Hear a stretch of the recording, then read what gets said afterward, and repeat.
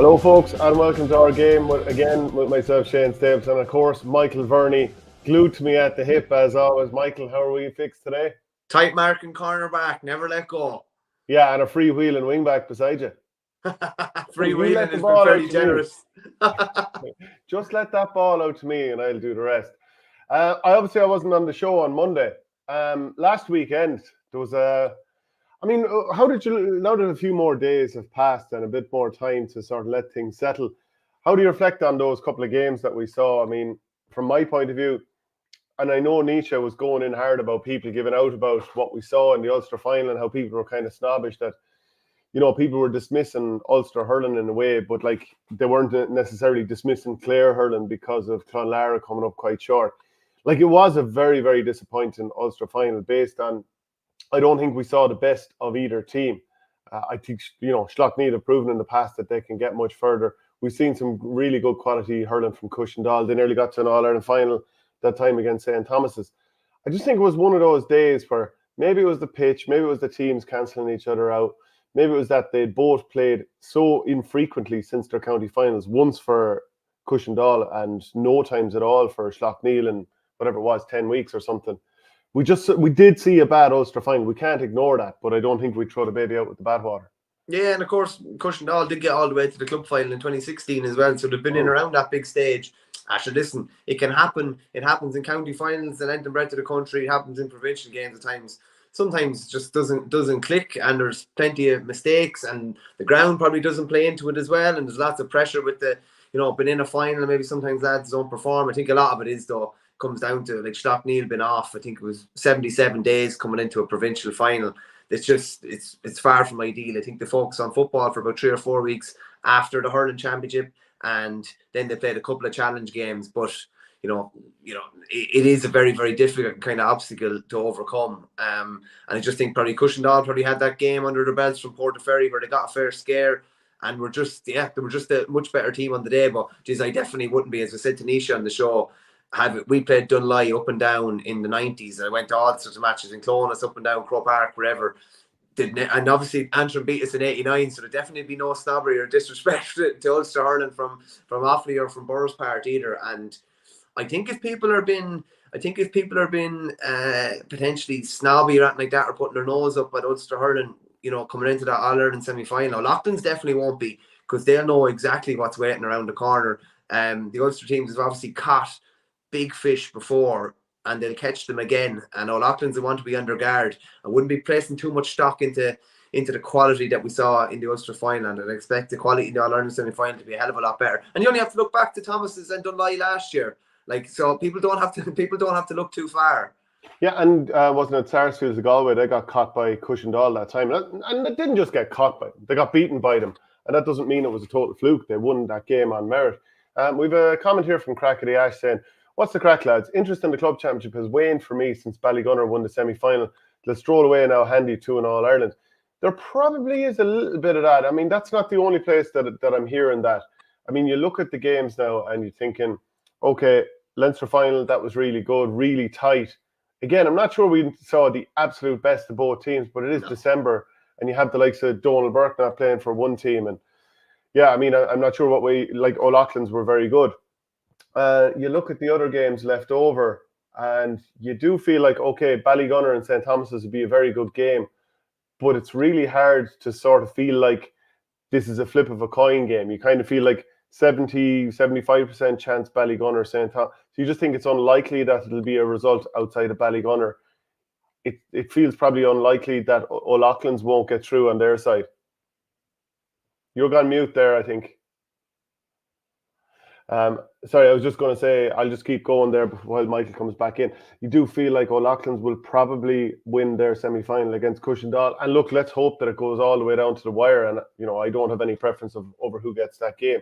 But just to take up the point that Crack of the Ash is making there, that there does seem to be this feeling that, that it's Ballygunners to lose. And I still think that no matter what, if they're going to win it from here, they will have to play a very, very tough final at the least. And I suppose I'm glad that they've got the toughest route in the sense that I think, for the I suppose, the interest level, you need their games to be as tough as possible. There's no point in them playing a semi-final that everyone's like, well, look, they're going to absolutely walk it. But we'll come back to that a little bit more. Hopefully, Michael can get back on the call there shortly. Another comment from Crackety Ash. Enjoyed DCU versus UL the other night. Most of Limerick are glad that the Well and the Pierce are out for selfish reasons. Michael, can we hear you? Hopefully so. I'm being spammed left, right, and centre. I don't know if it's that Christmas season, but there's people trying to hack into my cards, even though there's not much money on them. I'm getting phone calls every 10 minutes. I don't know what the crack is, but just you were saying there about a flip of a coin. If you flip the coin 10 times, it's going to land on Ballygunner probably 8 times, or potentially maybe 9 times for that All-Ireland semi-final. Thomas, I'm sure, will just be hoping. Like, Thomas is a very good side, obviously, but just you'd imagine Ballygunner would be keeping most teams at arm's length from here on in. And arm's length could be 5 or 6 points, but as we saw in the Pierce game, even 4 points, they were still much the better team. I think a lot of it is, probably Ballyhale aside, we've much the same type of teams at this stage again. Regular faces again. Ballygunner, obviously Thomas did 6 in a row at Galway. Ballygunner have done 10 in a row in Waterford. Cushendall have been away from the scene for a small bit, but they're back again. And then you have O'Loughlin's, which is really the one kind of new face, you'd have to say, in the All-Ireland stages. And everyone just kind of thinks, I saw someone tweeting the other day that they're nearly sick of how good Ballygunner are. And people were like that with Limerick there for a while as well, maybe, when they were really just firing through teams. But that's a testament to how good they are, how honed their system is, how kind of bulletproof they are. But they were beaten in an All-Ireland semi-final last year, and you shouldn't forget it. That's only 12 months ago. Maybe their eye was taken slightly off it, or maybe they were, fell into the hype a small bit, or maybe Ballyhale just came with something that day and were a bit hurt, obviously, from the year before. But it's gas. Ballygunner have won 1 All-Ireland, and it's not like the Dubs, like going for 4 or 5 in a row here, where, you'd say their name is already on the trophy. Ballygunner have only won 1 All-Ireland, and everybody is saying it's theirs to lose at this stage. Not even it's theirs to lose. Everyone is saying it's theirs. And that's probably a dangerous thing, and something that Darragh O'Sullivan and David Franks and the boys are definitely going to have to prevent against, because it's a dangerous thing going into a semi-final. And they're not playing, they're not playing an also-ran going into a semi-final either. They're playing former All-Ireland club champions, team that pushed Ballyhale to within an inch a couple of years ago, and a team that were beaten in a semi-final last year. So they'd want to be on guard. And Ballygunner, for all intents and purposes, aren't far off an inter-county team in terms of how they prepare, in terms of look at the body shapes of the players, how they play, all that kind of stuff. I actually wonder at some stage, is there going to be a club team that becomes so dominant that there's nearly sort of well, look, you've got a good catchment area, there's a good population, bigger than maybe what some counties are picking from in terms of if they're a heavily football county, they don't have that much hurling going on. Would there ever be a situation where a club team is, asked, do you want to line out in county duty?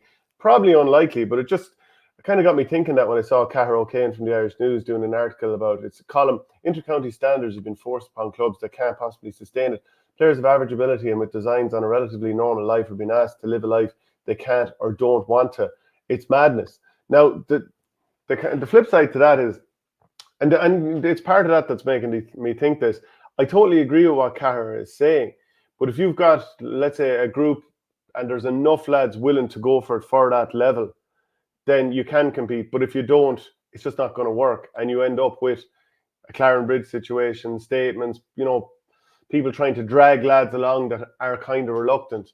Now, if you can get enough lads willing to put in that level of commitment, it can be absolutely brilliant. And we see that with some teams like Ballygunner, like Ballyhale, I suppose, so on and so forth. But there's a bit of a crossroads there in the sense that a huge amount of players only want to play it relatively casual, put in a decent effort.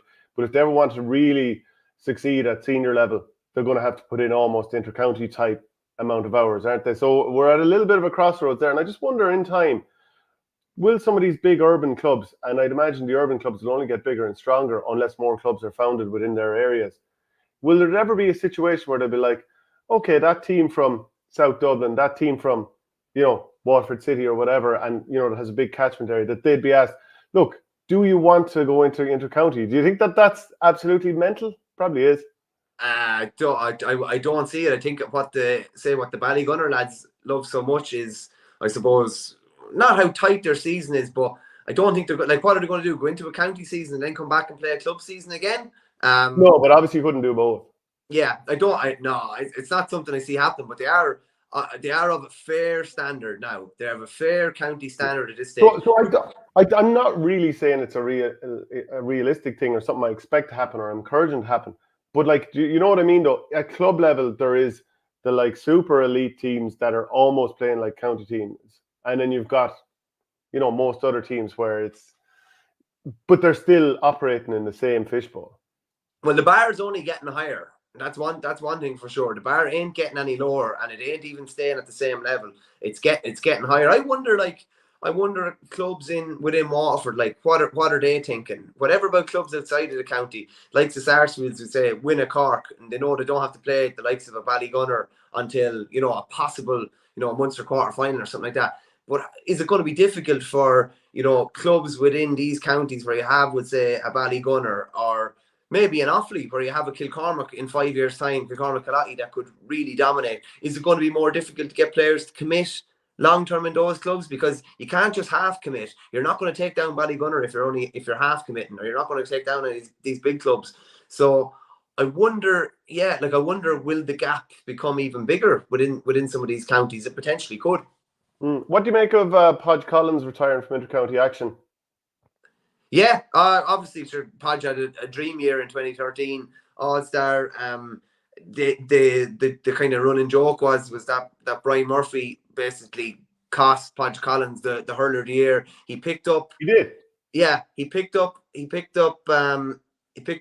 Podge the first day. Well, am I right? No, which way around was it? So, he picked up Podge the second day. Yeah, so they met in Munster, and Brian Murphy completely closed out Tony Kelly that day. Then they met in the All Ireland, and he closed them out again. And then he was moved on to Podge for the replay. And yeah, basically Brian Murphy decided who was hurler of the year. Now they're both absolutely brilliant, don't get me wrong. But if the hurler of the year was named after that first game, it would have been Podge Collins.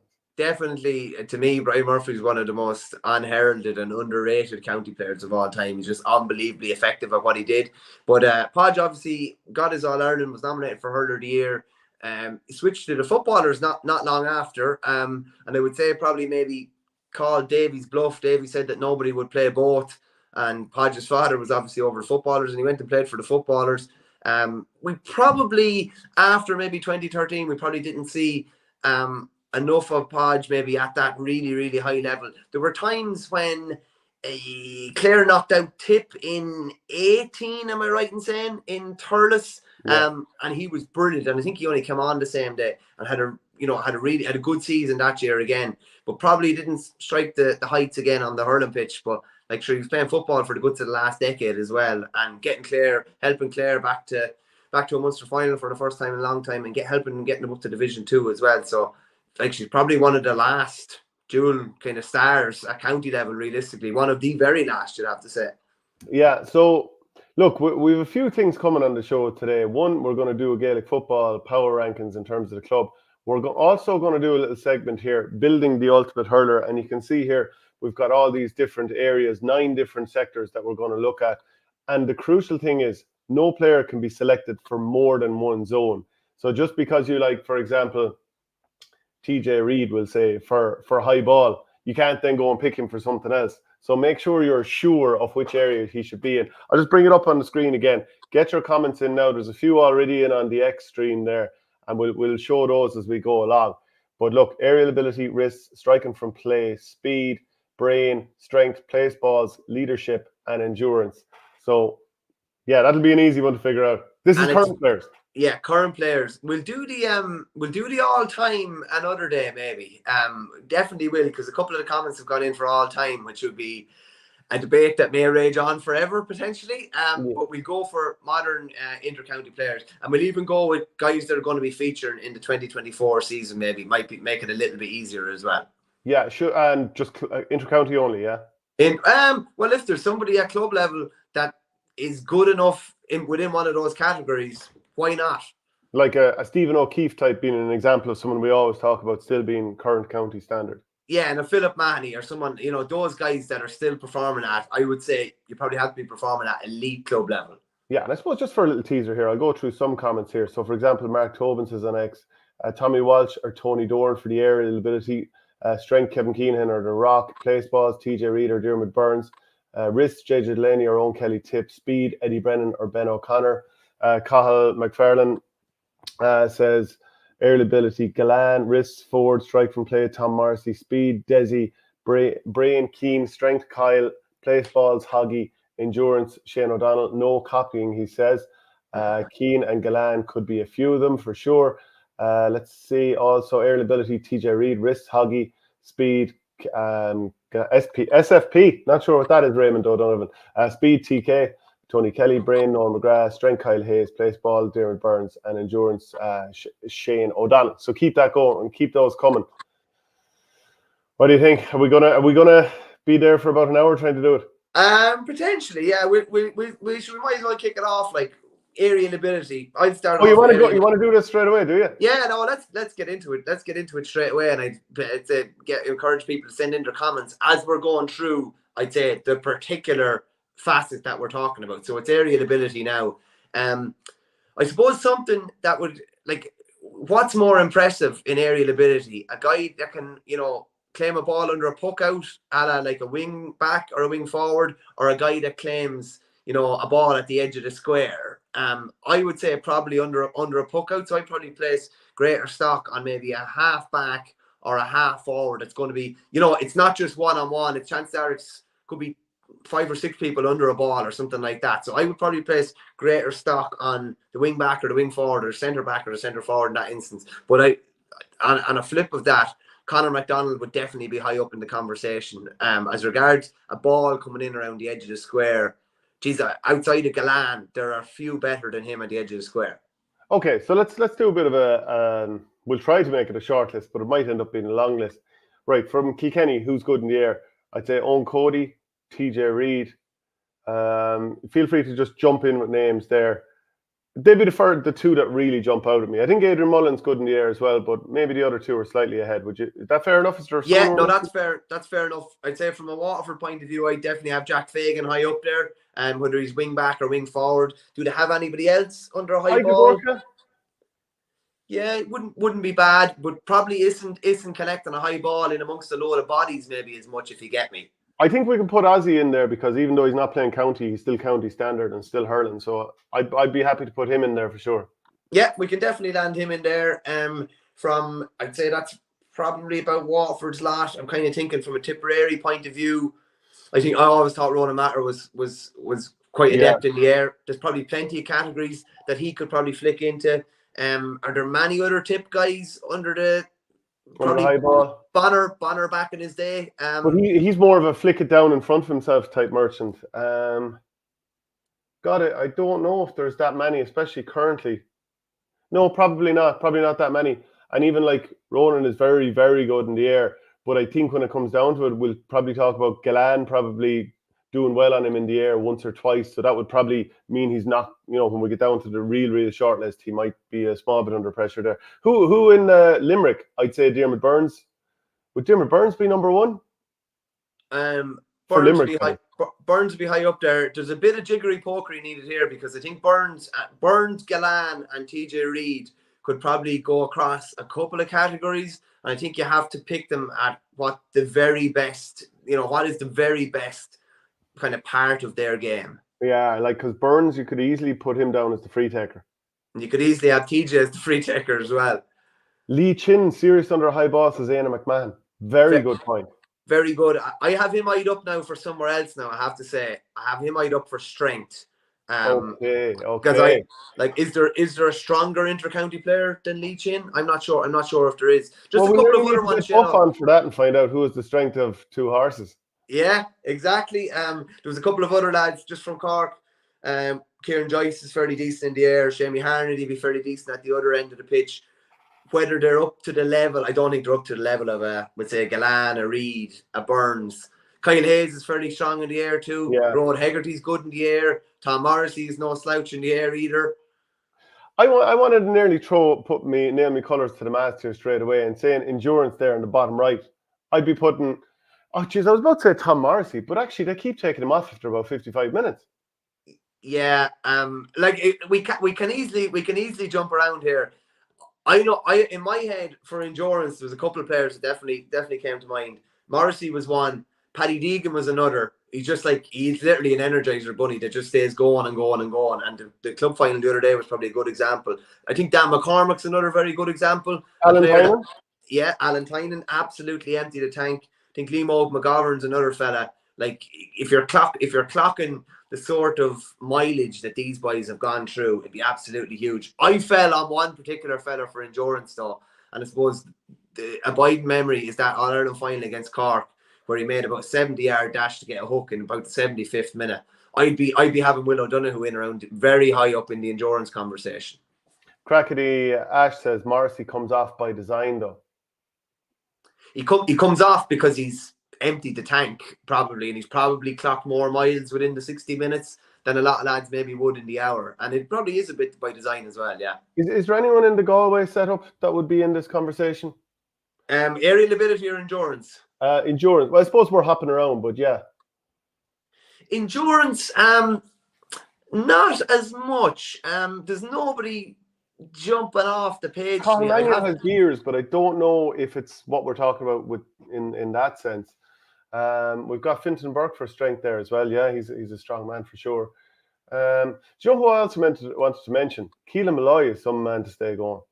Yeah, he's a fair operator. He's usually going as strong in the last minute as he is in the first minute. Just a comment in there by Robert Muldoon says Burke badly caught by Glen playing hard from behind this year. Yeah, so like I think if you're going for that aerial ability, like you're literally talking about someone who's nearly impregnable in the air. Like, do you know what I mean? I think you described TJ Reid as a Venus flytrap before. Like at the end of the day, right? I'll put it to you this way, and Glen is the inside forward, so that's why if he was out wing forward, would he be as good in the air? I'd say he could be, but we just don't see it, and maybe we do see it occasionally for the club actually, but we've seen it more often from TJ in different areas of the field. Are you willing to, so if we look at all the disciplines here, and I know people watching on the phone, it might be a little bit more difficult, but aerial ability, wrist, strike from place, speed, brain strength, place balls, leadership, endurance. I just think he's so good in the air. It would feel strange not to have him as the guy for aerial ability. Glen or TJ? TJ. Yeah, no, I'm more than happy with that. The question I was going to pose to you, Shane, was if you had a puck out and you're putting it down, who would you want under it? Under the puck out now, when the ball has to be won. And on the flip of that, who's a very, very close, I would say, is like if you were defending a puck out, who would you want under the puck out? Burns probably on the other end, realistically. Yeah. But I think it's like it's still there's so many good parts to TJ's game, but to me that's the best. Yeah, and you know, I'd love to see a few puck outs between Burns and TJ Reid. Do you remember the All-Ireland final, not this past year, but the year before, Barry Nash was put on him to spoil him, and Aaron Glen told us a few weeks ago about, you know, how it was almost impossible to catch the ball over Barry Nash. So it's kind of interesting as well. We haven't put Barry Nash in the shortlist here, but I don't know, does he dominate in the air? But maybe he's just unbelievably good at spoiling lads who are good in the air, which is maybe slightly different discipline. Okay, did we mention Liam Rush as just somebody that's worth noting in that area? Brilliant ball winner, and obviously was a ball winner as a centre back and a ball winner as a full forward. Two very different things. Is there anyone in Clare that we're wrong in here? I will always say the best probably player they have in the air is probably Aaron Channer, I'd say. Again, he's coming in towards the end of a game usually, and it's a one-on-one type of a ball. I would place more stock on someone who can win a ball in the half back line or the half forward line, because that's the most amount of high balls in a game. That's where they're landing, and there's more bodies and there's probably more pressure, and there could be lads coming from everywhere. Whereas if you're on the edge of the square, chances are it's just one-on-one, and that's not dumbing down how good it is, how unbelievable it is to catch a ball on the edge of the square. I just think it's probably even more difficult in the half forward line. Okay, so Joe Butler says it's easier to win a puck out as a defender than a forward. It has to be TJ. Shane O'Donnell has a paw too, says Robert Muldoon. He does indeed. That's a very good shout. Owen Hurley says Dara Fitzgibbon for speed or endurance. That's a good shout straight away. Peter Duggan likes a high ball, says Crackety Ash. More of a touchdown as well, though. Apart from the All-Ireland semi-final this year, he'd usually be putting up the hurl to take it down to himself. Yeah, which in itself is a great thing, but I suppose we've got the image of a paw there. So it's just the touchdown is great, but you want the catch. You want the clean catch, because how demoralizing is a clean catch for the opposition team? It really, really is, because you have your hands on the ball. Okay, so what area do you want to go with next? Do you want to go with speed? Yeah, let's go with speed. I've a couple of suggestions anyway before we start. Jack O'Connor.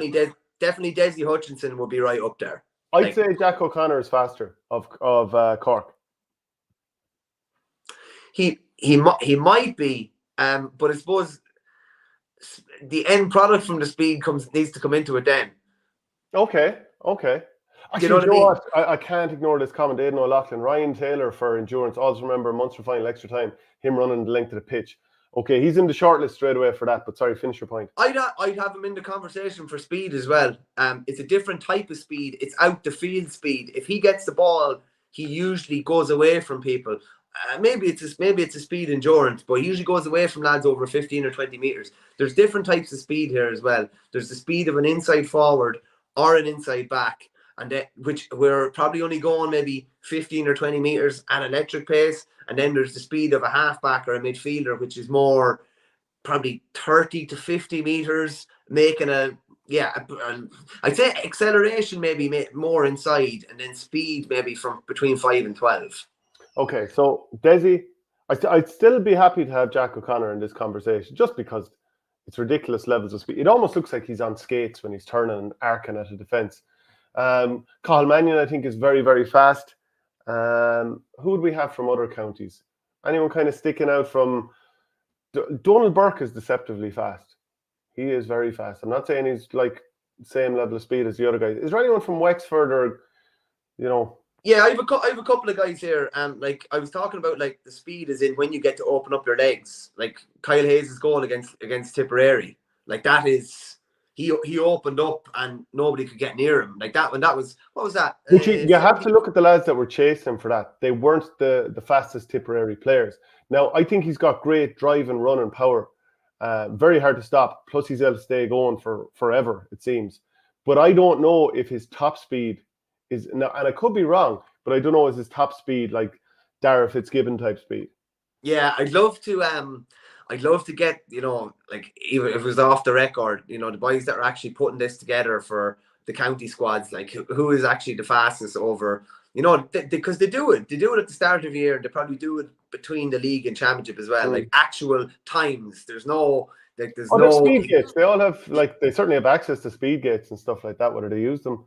But yeah, no, I agree with you. I'd have Owen Cody high up in the conversation as well now.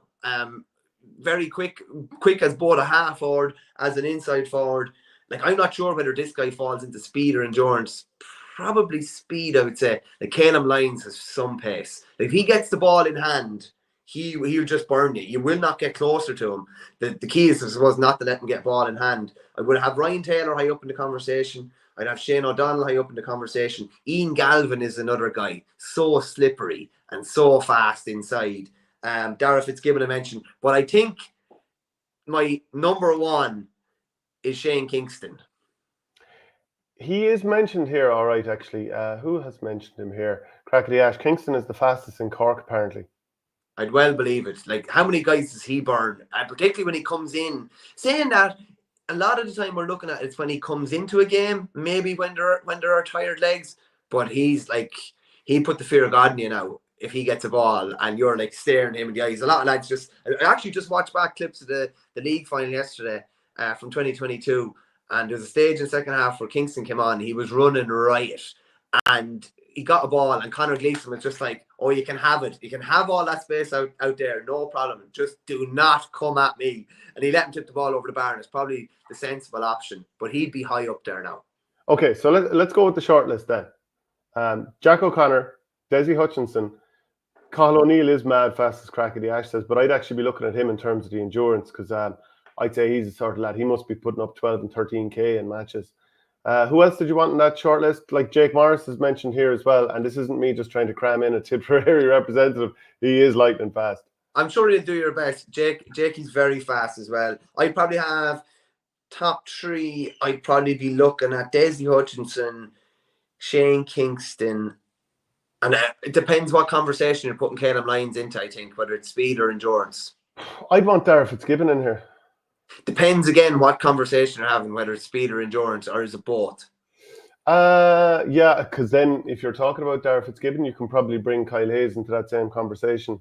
Okay, let's make the speed like actual pace, whereas endurance is more to do with not speed endurance, but more to do with what lad is still going in 75th minute. I think that's what we need to separate and jump all those lads into speed then as well.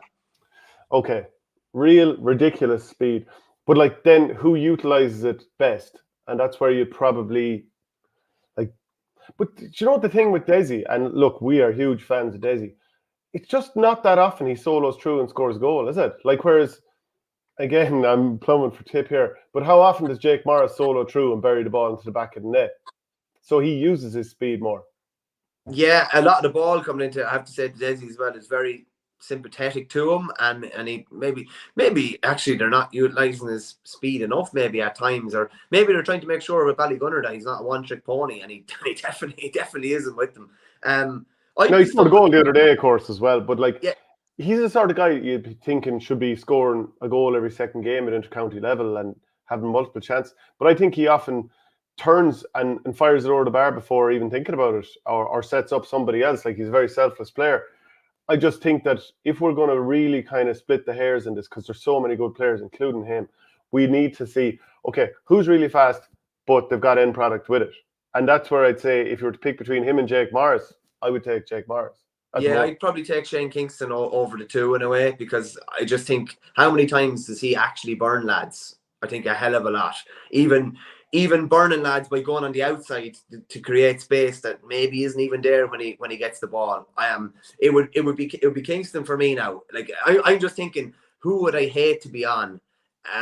Not only is he just fast as well, he's physical too, and probably a bit more physical than some of the players we've been talking about there. So it'd be Kingston for me anyway. Okay, do you know what? I'm happy to put him in there for now. If I take a fit a little bit later on, maybe I'll change.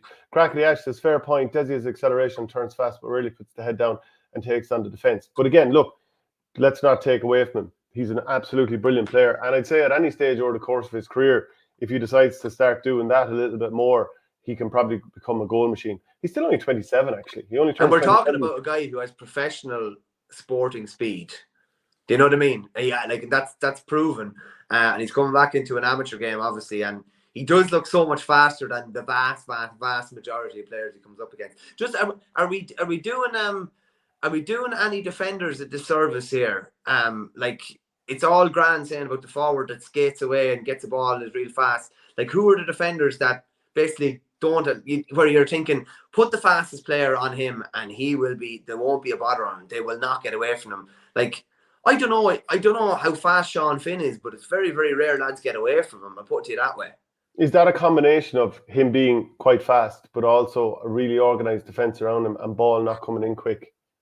He has scored 5 points against him from play. And look, again, we're not doing a disservice to him. We think he's brilliant. He won 4 All-Stars in a row for a very good reason. So we rate him massively, but we're trying to split hairs here. I'd have Hugh Lawler high up there in the conversation as well, as regards athleticism too. I'd probably a small bit different. If there was an athleticism category, I think he'd be very high up. Is he the fastest? Maybe not. But how many? Sean O'Donoghue. Sean O'Donoghue was very fast. If it was for biggest biceps anyway, he'd absolutely walk at him. Well, it'd be him and Chin, I'd say. But Lawler's able to spoil so many good forwards by how fast he's able to spoil probably Glen. It's probably the combination of things. He's able to spoil Conor Whelan as well to some extent too. It's probably speed. It's probably athleticism. It's probably aerial ability as well, and his ability to actually want to burst out in front too. Yeah, actually, it's often cornerbacks who are the speed merchants. So is there anyone from Clare that you put in this conversation? Anyone from Tip? Adam Hogan wouldn't be slow, obviously. Definitely Barrett. not. Kyle Barrett. Yeah, I would say it's more to do with anticipation with Barrett than him being absolutely electric, and he anticipates as good as anybody. And I'm just wondering then, anyone would maybe, like Dublin have always had extra. Look, Owen O'Donnell's a bullet. Yeah, Owen O'Donnell is quick, and you obviously had him at club level and know that probably better than anybody. Yeah, just let me think any other Dublin guys. To be fair, like we played Owen O'Donnell in the forwards, and he finished up as top scorer in the Senior A Championship in Dublin this year. Like that'll just tell you. There was times we played a few challenge matches, and we were watching back clips, before a match or whatever. There was a couple of times he took off through the centre of a defence in a challenge match, and everyone in the room just started laughing because of how ridiculous the speed was. So I think, like in terms of like power and pace, he'd probably be up there with a lot of them. Now, I'm not going to push too hard because it'll say, yeah, you're this is like you picking a Tipperary lad type thing. Yeah. he definitely would be up there, and like obviously his speed and athleticism was that good that he was called into the Dublin football squad, and they thought that he'd be able to do a similar job, maybe. I don't know about this. Crack of the Ash says Glen lost Lawler several times in the final. A bit of an overused narrative that he did a good job on him. I remember him losing them once. I don't remember him losing them a lot of times. And you have to remember as well, that's one-on-one a lot of the time. There's no cover or anything like that. And I would say Lawler. No, I definitely would say Lawler got the better of that duel in the final, and I would have said he got the better of the duel in the previous year's final as well. You are actually the president of the Hugh Lawler fan club, though. Not far off it, I'd say. Yeah, okay. Let's do the best risks. And look, we can revisit these as we go along. So if you've got a compelling argument, please put it in, and we'll try and see if that changes our minds. Yeah, risks. Risks. Well, like the I first person. Noel McGrath. Noel McGrath is definitely high up there. I just put his name in here. I think he'd be very high up in the brain category as well, though, as regards hurling brain. The first person that came to my mind was Patrick Horgan, anyway, as regards risk, because I've seen it firsthand. And I remember saying it to you. We played him in, I think it was 09 in the qualifier in Tullamore. And I remember he got the ball, and it's just like, there's no way you can strike the ball here. Like, I'm on top of you. It's impossible for you to get a strike away. And it was just this, it's hard to, just this that lean back. It was like, all right, the ball's gone over the bar. And like, you can strike the ball in that small of a space. Where it's something that such few lads can actually do it and do it so well. He does it best. Who can do things like that? So you've got Horgan, you've got Noel McGrath. Look, for once, I am going to go and push a few tip lads here. I'm going to say Jason Ford. Definitely. Say, even though he's no longer playing county, he is still playing club. Bubbles. Oh yeah, definitely high up there. Yeah, the wrist/hands category. But like Bubbles, be there. Like as regards, if you're doing, and we will do it in time. The best, overall hands or hand or whatever we've seen. We'll go through that. Bubbles will definitely be high up in that category. John Donnelly's another one as well, Shane. As regards, I think he's beautiful hands and real, very, very quick, fast wrists as well. Peter Casey, I'd have high up in the conversation too. Gets a strike away quite quickly usually too. Remember the way he sold one of the Cork boys for a pup in the All-Ireland final that he ended up coming off in. Like my short list was Patrick Horgan, Noel McGrath, Peter Casey, John Donnelly. I think Tony Kelly's got great wrists as well, and someone amazingly one of the best hurlers in the country that we haven't really talked about yet. And Jason Ford would be the other that I'd have in the conversation. Yeah. So of any of them, is there anyone who's particularly good on both sides, or is there anyone we can rule out because they're they definitely favour one side more so than the other? Usually the lads with good wrists are good on both sides, aren't they? Really. Yeah, but there's some where you're like, he can do it from any angle on both sides, and some lads are like, well, he can do it on his right side if he's running towards goal and he's not particularly under pressure. Like, I'd say Horgan can do it any which way, facing any direction, with his body contorted any which way at all. I'd say Noel McGrath can. I'd say, yeah. Jason Ford can too, I think. Yeah, he probably can. Keane Lynch has tidy wrists too, says Porrick. Ryan, that's more kind of wizardry. I would have thought. Yeah, I would definitely have. It literally would be Horgan. Probably be Horgan, Ford, McGrath, something like that. Well, do you know what though? We have a section that's striking from play, so maybe wrists is slightly different, where it's like unbelievable touch and manipulation of the ball, and it's not just about striking. So I think strike from play is where we put in Horgan, Ford, Noel McGrath, whoever, and then wrists maybe slightly different. Oh, I don't know. How many scores does Patrick Horgan get using his wrists? Well, it's a bit of both, I suppose. Yeah, so like theoretically, we could have him in for wrists, and we could have Noel McGrath in for ball striking, which I actually think might be fair enough. Yeah, I have different ideas for ball striking now, I have to say, but I do think it's a different type of a thing. I'd have Noel McGrath higher up in the brain category, because I think his hurling brain is unbelievable, and the hurling like his hurling, like the thing about Noel McGrath is here when you're talking, and it's such a compliment for him. It's like, and even for Huggy as well. You've Noel McGrath up unbelievably high in the wrists department, unbelievably high in the striking from play department, unbelievably high in the hurling brain department. Like you know, sure, like if you're up near the top in those three, like obviously just shows why his career has been so good. Like the brain as well. Just let me chat about that quickly for a second. Like the reverse hand pass in 10, you know, for Larry, like that's someone with a hurling brain on a different level than most mere mortals. Yeah, so I've thrown Patrick Horgan in there for the wrists. But you'll notice of the three that we've picked so far, TJ Reid, Patrick Horgan, Shane Kingston, we haven't moved outside the old tree. We mightn't call them the traditional tree or the big tree, but the old tree, maybe we'll say at this stage. Yeah, no, we haven't. I'm sure we will.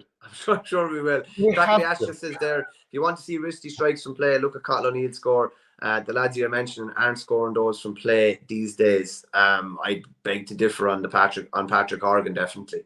Yeah, Cathal O'Neill actually. Remember Aaron Glen a few weeks ago said he's as skillful as Cian Lynch, or he's certainly in the same conversation, which is interesting. The more he gets to play for Limerick, the more he may force himself into these sort of categories. So you want to put Noel McGrath in for Brain? There's plenty of lads I have in that. Actually, do you know what? When I'm going down through the list of it now, I had TJ Reid in for Brain as well. We've already used him, so he's out of the conversation. I'd have Declan Hannon high in the conversation. Noel McGrath, definitely. I think Darragh O'Donovan is very smart. He's the kingmaker a lot of the time, really, isn't he? He's the one that puts the ball on the plate for other lads to probably soar. Cian Lynch, amazing hurling brain. Tony Kelly, the same. Shane O'Donnell, too. And I had Diarmuid O'Keefe in the conversation as well, just because I think his positioning is outstanding. He's always in the right place and nearly always gives the right pass. It's funny, like TJ Reid is near the end of his career. Patrick Horgan is near the end of his career. Like Noel McGrath is near the end of his career. But like some of the reasons why these guys are really high up in the conversations is because we've seen so much of them. You know, maybe in 3 or 4 years, Cottle O'Neill will be, you know, top of one of these categories. But we haven't seen, maybe some of the Limerick viewers have seen him at first hand for the last 7 or 8 years and they know exactly how good he is. We've seen bits and pieces, but we probably haven't seen as much as in other players, particularly those lads in their mid to late 30s. We knew after a season or two that Noel McGrath was a very smart hurler, though. You know, we probably didn't need to see 14 or whatever seasons it is of him. David Burke's brain, yeah, that's true. He's a very clever player. Let's see. I would say, God, who else was I going to mention there? Can't think now off the top of my head. But yeah, I agree. Darragh O'Donovan, very clever hurler. I would have said Richie Hogan was a very clever hurler as well. I do feel like there's somebody I'm missing here as well. Retro Wrist, John Troy and DJ high up the list. John Murphy says Conal Cunning is very wristy. Yeah, that's true. Very, very true. We didn't mention him and maybe we should have. Is there anyone else then smart? And Neil McManus is a very clever player also. By the way, in wrist, Donald Burke I think should have been mentioned. I'm not sure he would have won it, but definitely worth mentioning. Is there anyone really, really high in that list with Galway? Like, where's Evan Nyland? Well, we might be coming to free taken when we come and chat about him. Anyone else really clever with like Clare, Tip, Limerick, Cork, Waterford? I would have said O'Donnell. Barron. Yeah, Barron. Yeah, Barron probably is the sort of player that would come into a conversation for speed, endurance, brain, maybe as well. Like what you want is, and that's why there are certain names that crop up in 4 or 5 categories here, and like that's just how good they are. And I would be thinking of like probably TJ Reid, Dermot Burns, Cian Lynch, Noel McGrath, Cian Lynch. Like it would be a disgrace if Cian Lynch wasn't on this list. Okay, well, what areas could he be in? I think he could be in leadership. I'd say he's very strong. I don't think he's going to fit in that category here. I think he's quite wristy, but not in the ball strike. I mean, he obviously can. Sure, he had a broken hurley scoring that point while he was genuflecting against Cork. But I don't know if he's what we're talking about in here. Yeah, he has to fit in here somewhere, doesn't he? I'd have him ahead of Noel McGrath in the hurling brain department. Okay. So you're anti-tip bias again. So and I just picked up for about 10 minutes how good Noel McGrath is. But I just think like how many passes, how well does he link the play? And he always does what is the right thing for the team and not himself. Like he could score probably 5 or 6 points in every game if he wanted to, but he rarely does because I'd say he always uses his brain. And like always uses his brain to give the ball to the person in the best position. Now saying that, some of the passes that Noel McGrath can spray around are I'll give you a perfect absolutely off the example. charts. Do you remember that goal he set up for Seamus Callan against Laois Yeah. in 2019? Was that quarterfinal, I think? Yeah. Yeah. Like, it was a 40-yard stick pass over the top straight into Callan's paw, and he finished it nicely. Like going centre forward on Brick Walsh in the 2010 All-Ireland semi-final and cleverly peeling off to pick up, was it 4 or 5 points from play that day? Think of some of the goals that he set up for Tip over the years. Like, was it 32 possessions in the All-Ireland final in 2019? No, I'd be pushing for Noel here. I think Keane Lynch is unbelievable in so many ways, but I'd give Noel this one. Here's one for you. Is your smartest hurler, we said this before, but I think your smartest hurler 1 and 2 are centre back and centre forward. They should be nearly your smartest player. You're talking about Noel McGrath there. Like, it's literally like how smart, how good of a hurling brain do you have to be able to drift off, find pockets, even on like tight pitches, and able to find pockets. Remember him playing against Galway in the COVID quarter final, and he looked like his legs looked like his legs looked like he were shot.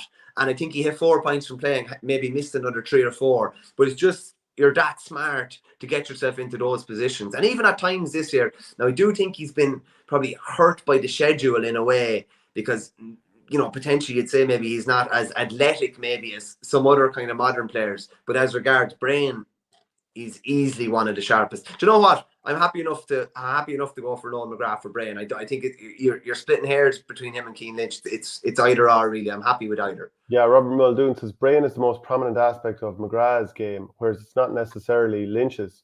Well, I think like ball striking and touch and stuff like that would be up there with for McGrath as well. But look, I think we'll put him top. We'll keep him there. Yeah. You want us to read that comment, did you? Yeah, no, just Crackly Ash just said Screeney did a sweet crossfield pass into the hand of that Freshers game the other night. I actually saw that. Yeah, he can obviously score, but he's as good to set up as he is to score, and he knows when the shot isn't on. So yeah, it's going to be very exciting to follow him over the next couple of years. He's in with the seniors actually, straight in. So I don't know if I like that, and I'm not sure. Like, do you throw him straight in and play games? I don't know. I think he needs time to develop. Yeah, but like if you look at Tipperary, they have Darragh McCarthy and Paddy McCormick training with the seniors straight away. Like, and you know that was the case. Maybe it's still the case. You know, these things can, you know, they're quite fluid. So I don't know if it's changed in the last couple of weeks. But like sometimes it might be a case of we'll get this lad in now, so he understands what it's about. He gets used to the physicality. Obviously, in county training, you'd expect, for the most part, no one's going to look to absolutely clean him out physically. So surely that's happening across the board, where younger lads are brought in ahead of time just to get used to what it's all about. Yeah, no, it does happen. But the thing is that usually that's he's coming into like a strong panel or whatever, like coming into Limerick or whatever. Cotton O'Neill comes in, very limited game time. Same with Adam English, and they're going to have limited game time because look at the caliber, what's ahead of them. Whereas with Screeney, you're thinking, like, yeah, you want to bring him in and get him blooded, but like if you're bringing him into the panel, he probably has to start most games, doesn't he? Well, based on what you look, he's going to be one of your best players. But based on what you saw in the Leinster Club Championship, do you think that, you know, he's ready physically for it? Like, I understand what you're saying, like bringing him in now, getting him up to speed, but I don't know necessarily if he is ready to start. Oh no, I wouldn't say he is, and I think it's a better thing for him long term if he doesn't. I'd be giving him a few minutes here and there, but why would they be compelled to start him? Do you think like the public pressure would be to start him now that you brought him in? No, he just could be ripping it up in training. That's all. Like, there's not saying that he'll get a fair education, Mark and Ben Keneally and the likes, which would be great for him in training. To be fair, a guy who's about 6'3" probably has about, he could have 20 or 30 kgs on him, and is big, kind of mobile defender. So it will be a good education for him. But I think when push comes to shove, come Joe McDonough time, I think that he's probably going to play himself into the team. Yeah, like fast weather, quick ball. Marking him, no thanks. John Murphy says John Conlon has to nail one of the categories, either strength or even for brain. The man has an all-star in the forwards and the backs. That's a very good point. Does that bring us to strength? Yeah, no problem. Yeah, you fire away. Who do you think is Conlon's obviously high up there? The few Clare lads high up there. I'd have Cathal Malone, Peter Duggan, well in that conversation as well. Okay, let's go through some of the Galway players. Would Joseph Cooney, for example, like he's a big pig ignorant joke in a good way. You've got Dahi Burke, who seems like he's very physically strong. Anyone else in there with Galway? Johnny Glen, I suppose, potentially could still be playing county, could make a return. Conor Whelan is as strong as a bull. Yeah. Look at he's strong everywhere. Strong in the legs, strong in the upper body. Like, how many times does he throw lads away as well? Like, to me, he'd be high up there. Someone mentioned Fintan Burke as well. Not necessarily a guaranteed starter, but how strong is he? He wrestled with Hegarty in the All-Ireland semi-final the year before last. He'd be high up there. Dottie Burke, very, very strong as well. Like, remember, there's a couple of Dottie Burke hits. One against Cork in that quarter-final in Thurles in 2022. I remember him taking the head off Luke Scanlon in Salthill. I think it was in 2018. Big, physical, robust player. He's the sort of player where if you're looking at him on the edge of the square in particular, and you're thinking, yeah, might make good sense to actually go in here. And we might try and play around him maybe. But as regards strength, I'd probably have Dottie Burke, Conor Whelan, Fintan Burke, probably with Galway's 3 highest, I'd say. Road McInerney's probably not a weak man either. No, they have a lot of big men, to be fair. They're well fed, I'm sure, with the spuds and the like. Yeah, okay. So then with Wexford, you're probably looking at Lee Chin as the number 1 candidate there. Liam Ryan wouldn't be a million miles behind either. And I'd say Conor MacDonald is a strong enough man too. I'd say Jack O'Connor of Wexford is also pretty strong. Who in Dublin are you looking at? If Chris Crummey was on the squad, he wasn't involved this year, he'd definitely be high up there too. Rush is definitely pretty strong too. Paul Crummey would be pretty high up there for strength as well. He gets the ball, he just goes like that, and he should. Again. Yeah, but yeah, exactly. Yeah, like they're all very strong players. Kyle Hayes is a seriously strong player. Dermot Burns, Gerard Hegarty, Seamus Flanagan, Adrian Mullen. Like, look at there's a Mullen put in some huge hits. To me, like, strength is one of it. Like, he's a lot of good assets, and that's again how good of a player he is that you're talking about across 3 or 4 categories here. But I'd have strength up one of the highest. Now, you like to take a pop at Cork any chance you can get. Are you going to put any Cork lad in this conversation? What Cork lad deserves to be in the conversation? Look, you're mad to have a pop at them. What fella deserves to be in the conversation? Don't turn it back on me. Just say it. You don't want any Cork lads in here. Declan Dalton's probably their strongest player, I would say. But is he physically imposing? It's imposing enough now, but I thought it was very telling. And when one of their own says it, it's probably even more telling when Sean Old basically said that they don't have that half-forward line. Yeah. They don't have the Timmy McCarthy, Niall McCarthy, even Ben O'Connor when he played out there. They don't really have those types of players at the minute. I'm sure they're trying to find them, and someone like Brian Roach or that would be, to me, he's my type of a player. I think he's a player that Cork need maybe 2 or 3 of him, to be honest. But would there be anyone jumping off the page? Not really. But like you're looking at in the speed category, there's a couple of players jumping off the page. Different counties, kind of, not that they build different players. You're saying they run away from contact. That's what you're saying. They're so fast because they're running away from contact. That's your words, not mine. But Sean O'Donoghue, I'd say he's physically very, very strong guy. I'd say Robert Downey wouldn't want to be trifled with either.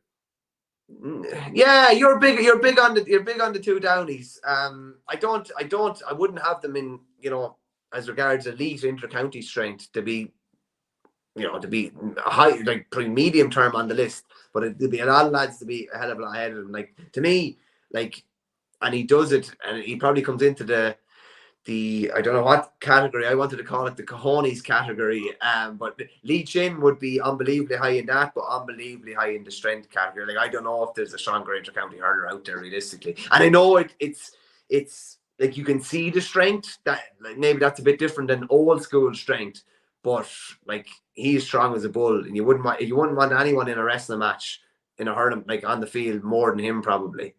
So you're talking about curls for the girls in the gym versus throwing the tires up on the slurry pit type strong. Mirror muscles, we were always told they were. Fionn Mackesy, Kerry, yeah, he is very well. He would definitely come into the striking category as well, without a doubt. So, do you like Lee Chin, Kyle Hayes? Lee Chin, Kyle Hayes, like Will O'Donoghue's not exactly. No. You couldn't say he's not strong. Conor Whelan, yeah, I know I'd have Lee Chin highest of the list for me anyway. I'd say Kyle Hayes is probably the strongest. Like, he's 6'6". He's a monster. Like, he's equally, comparably filled out to Lee Chin, which means that because he's probably 6 inches taller, or at least 5 inches taller, he's probably that, proportionately bigger as well. And like, when have you ever seen him take a backward step from anybody? Never. It's Kyle Hayes for me. I have no issue with that. Okay. Do our viewers get your comment in and let us know? Like, it's a tough old category. It sure is. What one do you want to go for next? We go for strike from play. Okay, right. Back to the traditional counties. It's funny, like, because there's some names already popped out to me here that aren't maybe the most obvious ones, but like, I think Richie Reid is a beautiful striker of the ball. Particularly on that left side, I think he's really good striker. I'd have David Fitzgerald from Clare, I think, is a lovely striker as well. And do you know what he is as well? He's a striker, a beautiful striker on the run, about 100 yards, particularly on that left-hand side. Okay, I think we have to straight away discount anyone who you say, particularly on their X side. Because that tells you they prominently favour one. The best striker should be as comfortable off either side, and you don't think about them more so striking on their favoured side. Okay, Ronan Matter would definitely be high in that conversation for me as well. Beautiful striker of a ball. Tony Kelly, lovely striker of the ball. Probably off one side more than the other, though, in fairness. Now, Cottle Mannion is as sweet off his left as he is off his right. Sweet is enough there, Joy. Now, he is sweet. I'd be straight with you. Like, Cottle Mannion is probably what we're going to come back to. And I've seen it firsthand, and I have no qualms in saying it. I think Owen Cattle is the best ball striker in the country, and I have no issue saying that whatsoever. Left or right, that man could strike the ball standing on his left-hand side, 120 yards, absolutely no issue. And he can strike it on the run off both sides. He can strike it standing off both sides. He can strike it shortened off both sides. He can strike it over his shoulder on both sides. You name it, he can do it. And he was your best man, though, so I suppose I'm joking. He wasn't your best man. But like, he was a goalie at one point, was he? Yeah, goalie at one point, yeah. Okay. So are you if you talk to Jamie Wall would tell you that Owen Cattle has the potential, and if he played goals, be the best goalie in the country. A lot of it to do with his strike. Okay. So who else comes to mind? Okay, look, we banked that for the moment. We'll come back to that in a minute. President of a new fan club.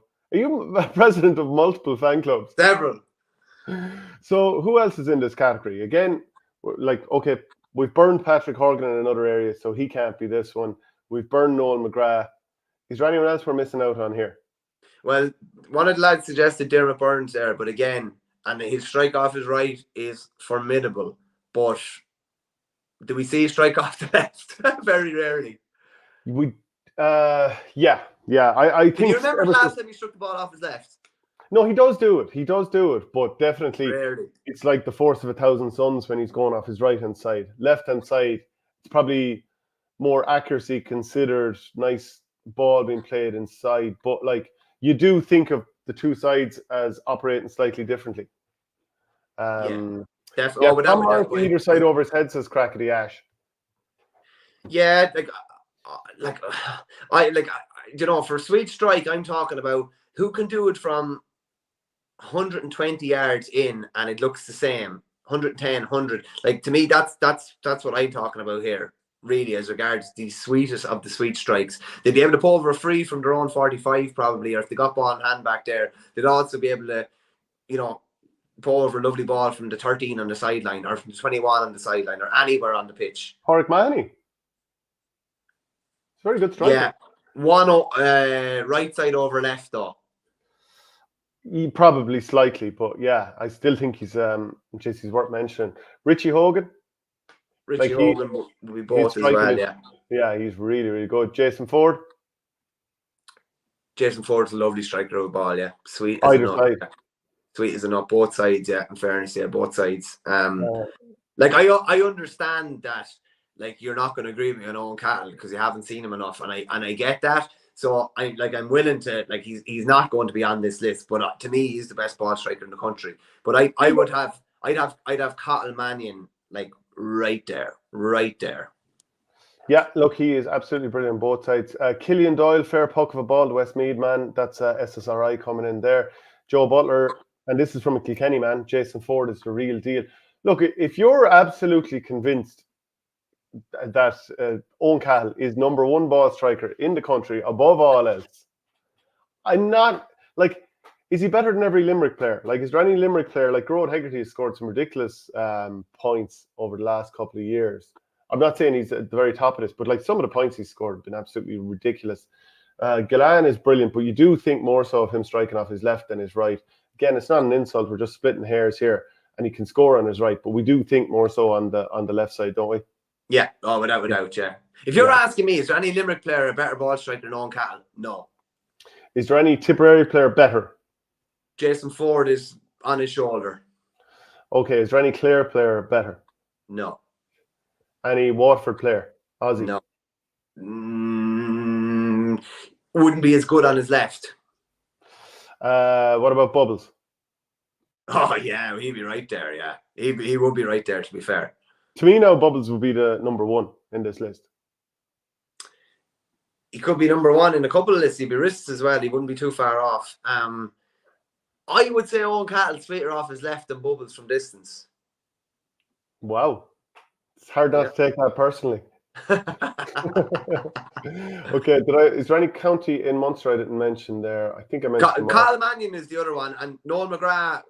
Did we have Noel McGrath in a category already? We do. We have him in there for the brilliant. Anyone in Wexford? Probably not. Antrim have a couple of sweet strikers. Dublin, probably not, even though, to be fair to Donald Burke, he is really, really tasty, especially off that right-hand side. And Kilkenny, they're more so looking at Richie Hogan and TJ. Yeah, TJ's a good striker, but again, it would be more off one side than the other. Okay, so you're absolute, so Richard Hogan here, I think he's right and says Bubbles and Richie Hogan in a photo finish. Both gone from the scene, though, to be fair. So we did include that if they're still operating well at county level, I suppose, or club level, but I suppose the likes of somebody from Ballygunner, you're saying these lads are still kind of at the top of their game, whereas I suppose Killinall and Danesfort, neither of them are playing senior, for example. Yeah, with due respect, I don't think you can put either in, to be honest. Yeah, Bennett and Ozzy, they're tidy strikers. Yeah, I think Ozzy, there's a fair enough shout for him there. There'll be a massive cry if Owen Cahill goes in here, and I understand that. But like the next best for me would be Carl Mannion, very, very, very closely followed by Jason Ford. You're telling me that Mannion is a better striker than Ford? It's tight. I think Mannion's a beautiful striker of the ball, yeah. Yeah. What's the what we like? There obviously has to be an agreement here. Like, what are we thinking? Who are you stumping for? I'm just really struggling on this one. I'd say probably Jason Ford of those two. Yeah. We need a few viewer comments here. Yeah, do you know what is one of the best thing about Jason Ford's strike is the speed of the strike. How often does the ball just break and it's whipped, it's gone over the bar 60 yards before you even realise it? Like that's phenomenal, really. There's very few players that can do that. But like, I mean, are you including lads who deliver ball here as much as score? Because obviously Mannion is more of a deliverer, whereas primarily Ford is a scorer. Geez, I wouldn't say Mannion's more of a deliverer. Like, you remember the goal he got against Limerick in the All-Ireland semi-final, and he'd regularly lost over 3 or 4 for play. But he'd also regularly, I suppose you say, he'd regularly sit in that deep line spot and spray ball. He plays further out the field, I suppose, is more the point I'm going for. And Ford has scored double the amount of championship points he's scored. So I'm there trying to, again, split hairs. Who's putting the ball over the bar for me? Yeah.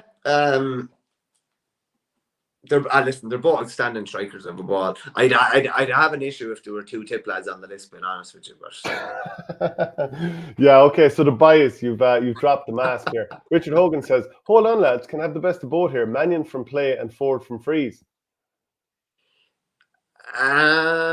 There's a good one. Maybe Mannion's looks nicer, but when Ford hits it, it keeps going. Yeah, maybe so. Like Ford's points. Like, they don't have to go over the bar now. They have another 50 or 60 yards on them. Like, it's a beautiful shot. I tell you what would probably might swing it for Ford is the speed of the strike. It's just how fast he gets the ball away. Like, I remember even against was it Limerick last year where he went to town? Did he go to town? He did. That was a couple of years ago. Like, yeah, and it's just like the ball broke off the half-hour line. It's like boom, gone over the bar. Boom, it was so quick. And they realised that they couldn't even let the ball be around him at all, and they kind of nullified him out of the game. But listen, I'm okay with Jason Ford.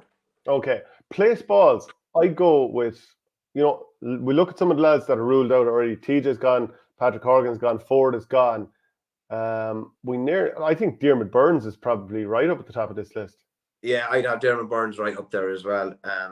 The three I had down on my short list for place balls were TJ Reid, Diarmaid Burns, and Evan Nyland. Yeah, I'd put, like, when you think of the big time freeze that Burns has put over, I don't think we can have someone else in ahead of him here, being honest. I don't think there's ever been a better long distance free taker than Diarmaid Burns. And look how, like, he makes it look easy. And it's not easy. As you found out during the summer for the Coola Sevens, it ain't easy. Yeah, okay, so we've Diarmaid Burns straight in there for the place balls. Okay. Leadership, endurance. To be honest, are we doing Aaron Glen a bit of a disservice, or the fact that Burns takes over the further out ones kind of just tells you that, when it comes to those ones, maybe Glen doesn't fancy them himself or whatever. Maybe, like, Burns probably would score the ones from 30 yards out, from 50 yards out, no bother anyway. It's just, he'd take every free, only you're not going to make him trudge 90 yards every time. Yeah, I think so. I think if there was one area where Glen probably was very close, it was in the aerial ability. I would say Burns is a better free taker. Burns would take most of the frees for the well as well, even when they got a penalty at the end of one of the games this year. I think he actually put it wide, which is contrary to the argument that we're making. But Burns would take the vast majority of place balls for both club and county. Okay, so we have Diarmaid Burns in there, place balls at the right-hand side. Leadership then? Can we leave that to last? I suppose we can. Endurance. I've made my case for Will O'Donoghue already. I think he's going as strong in the first minute as he is in the last. And I'm talking about endurance as in he's in around, all that all those rucks. He's usually the one that's coming out. He's rarely taken off in games either. Like, very, very rarely. And I think he's still going as hard in the last minute as he is in the first. And I just think he has such a massive impact on the physical exchanges within the game. I think he's that perfect blend of probably endurance and kind of strength, and has that perfect medium. I'd have him really high up there for endurance. I'd have Ryan Taylor high up there too, as was mentioned already. Lee Moog, Tom Morrissey, Paddy Deegan, Dara Fitzgibbon, I'd say as well. Even though maybe falls more on speed than endurance, but be O'Donoghue for me anyway. Unless you've someone to trump me. It depends. So if you're talking about getting into rucks from the very start of the game to the very, very end, yeah, he's definitely right up there. I'm just wondering then, who's got the running power for 70 minutes type thing? Is that part of this conversation as well? Now, I know we've already got Kyle Hayes in here for strength, but in terms of running power, I think he could do it as much at the start of the game as he could at the start. I'd imagine Dara Fitzgibbon could as well. It really just depends on what you mean when you're talking about endurance. Well, I'll put it to you this way, right? And this is just because Fitzgibbon is a lighter player than a couple of those players you mentioned there, particularly Hayes and O'Donoghue. I don't think he'd be able to ship the hits that Hayes and O'Donoghue could and still be going in the 75th minute at top speed. That'd be my way of putting it. I think he could hit those two Limerick boys in particular, all day, and it'd still be going as strong at the end as they were to start. Éanna McMahon here. Shane O'Donnell never stops going, a freak of an athlete. When I think of this, you're definitely focusing on a different area that I'm focusing on. And I'm more thinking of what the likes of a Shane O'Donnell does. He gets the ball and he keeps running at you. Do you remember that ladies' football final a few years ago when Meath had that shock All-Ireland win after coming up from intermediate? And it was like Vicky Wall just kept going with the ball. She kept turning and running at the opposition. So that's what I think of. I think of someone who's going to run down the guts of an opposition constantly. Ryan Taylor, Shane O'Donnell. I would take either of those higher up on this particular list, but because of what I'm focusing on. Yeah, I know what you mean. Yeah, I know what you mean. Yeah, you're probably focused on something different than I am, and that's probably just to do with not being smart. It's probably to do with your beliefs almost on the game, almost as well as Maybe, yeah. And that's just I wonder, is there, like I wouldn't have much issue with O'Donnell wouldn't come into the endurance category for me now, I have to say. He'd come into the brains category more so. He'd come into the speed category. If there's a most foulable player in the country, he'd be number one, I think, on that category as well, him and Colin Fennelly. But first minute to last, he's going to turn and run at you. Yeah, no, he will. And Ryan Taylor the same, I'd say too. I think what would separate Hayes is picked already, and what would separate O'Donoghue for me is, even over those two lads, is that what he's going to ship in a game, what he's going to dish out, and what he's going to ship, and what he's going to still be doing at the end of a game. But is that not leadership? No. Well, it partly is. Well, it is, because he's going to step up and do the important tackles and the dirty work, And I know there's plenty of lads who'll do it, but he's going to do that from start to finish. Whereas, to me, what we're talking about is somebody who's going to constantly get the ball and constantly look at the castle gates and think, here comes the battering ram again. I'm talking about physical endurance, anyway. That's what I'm talking about. You're probably talking about speed endurance. I'm talking about get the ball and run at the opposition, whether that's taking hits or whether it's, what my legs have to do to keep me moving. I'm just thinking, who's willing to keep taking the ball to the opposition, run at them no matter what, because they've just got that endurance and that staying power. Yeah, no, I take your point on board. Richard Hogan says, does endurance rule out players who drift in and out of a game? Most certainly, without a doubt. Endurance is from minute one to the end, and there's no drifting. You're always there, always at the coalface, always working, always stuck into it. Like, Clare got plenty of things wrong in the All-Ireland semi-final this year, but the thing that was taken out of their hand was Ryan Taylor doing his cruciate, and that probably alone was the difference between the teams. Obviously, the save from Owen Murphy, but like some of the games he's had against Limerick, even for me, it has to be Ryan Taylor. And Ryan Taylor has to be Ryan Taylor. Jesus, I thought you were stumping more for O'Donnell than Taylor. Does it matter that Taylor won't feature for Clare in 2024? Yeah, but he's not retired as an inter-county player. He's just out injured for a while. See, the issue I have is the size. That's the issue I have. Yeah, but look, Robert Muldoon here, and this is a good point. Maybe Jamie Barron a few years ago. It just shows that the size doesn't really matter. Like, he's going to keep running at you all day long, and he doesn't mind about the physicality because he's able to do it against Limerick. Yeah, you're talking about running, whereas I'm talking about hits. But he's still getting tackles in. It's just no, come on, not to the same level as an O'Donoghue, not those type of hits. No, I'm not saying he is. No, of course not. But I'm saying he's still getting tackles in. That's different to physically imposing himself like the way he does. But I just feel like he ticks all the boxes, and he'll solo down the center of Limerick from the start to the finish every single day. Like, who else is there to do what he does against Limerick? Not too many. And he'd be met by Will O'Donoghue in the first minute, and he'd be met by Will O'Donoghue in the last minute as well. But it won't stop him from going, even if he does. No, it won't. He won't get past him, though. He gets past everyone. Right, okay, here. Someone made a suggestion there, because we're not going to agree on this. What category have you Kyle Hayes in already? Well, we both already picked him for the strength. Does he is he the happy medium for endurance? As in, no. He'll make the hits from minute 1 to 75, and he'll stay soloing down your guts from minute 1 to 75, and stay bombing down the wing from minute 1 to 75. So we're horse trading. I think we are, to be honest. Okay, all right. But this is what it's all about, like. Yeah. Okay, that's grand. So now we have to put someone in for strength. Lead Shin. Okay. Oh, what am I doing here?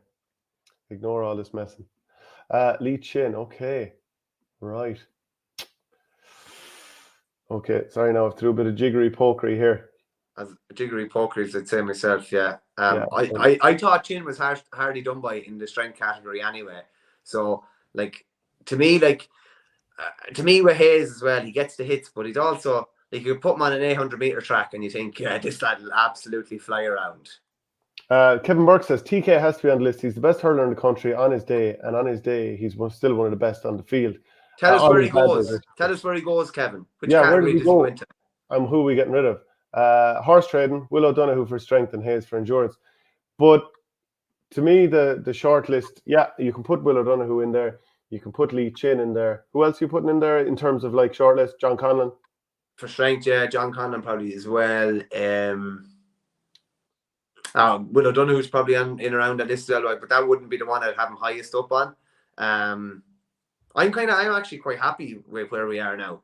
Yeah, look, I mean, I'm happier. We knew it wasn't going to be easy. The final one then, leadership. Oh God, we've everything else done. It's fair. It's a fair hurler. Leadership, like some of the guys on the list would be some of the best leaders in the country already. I'm looking at TJ, looking at Dermot Burns. I'm looking at probably Kyle Hayes as well. I'm looking at Cian Lynch, and I'm not looking past him as a leader. Yeah, because like even think last year when it wasn't going his way and he wasn't physically right and all that, and he came back and look what he did in the All-Ireland final, and look what he's done in previous All-Irelands. To be fair, you could say the same about Grode Hegarty in All-Ireland finals. Yeah. Leadership. You should have mentioned Dan Morrissey for strength, actually. Yeah, and that's pointed out by Jason Mullins. Big time, unbelievably strong. He wouldn't be too far off in the aerial ability as well. He's been brilliant and he made some big catches and big games over the years. Leadership. Who always does it? Even when others aren't doing it. And that is the test. Look, I just think Cian Lynch, just so many times over the years, 2 times hurler of the year, probably would be more already if he hadn't suffered such bad injuries. Now, you could say on the flip side, they've kind of managed to do it without him. Like, you could put Declan Hannon in this conversation if you wanted. Again, put John Conlon in this conversation as well, I'd say. Yeah, they've fallen apart without him in the past, haven't they? That All-Ireland semi-final where they were hockey. But Limerick have kind of done it without everybody, haven't they? In their 5 All-Irelands in 6 years, at some stage, so like you could put Nicky Quaid in there if you like. You could put Shane O'Donnell in there too. You could. So they've kind of done it without most players at some point. Yeah. So that kind of in a strange way makes it easy for us to go for someone else completely if we like.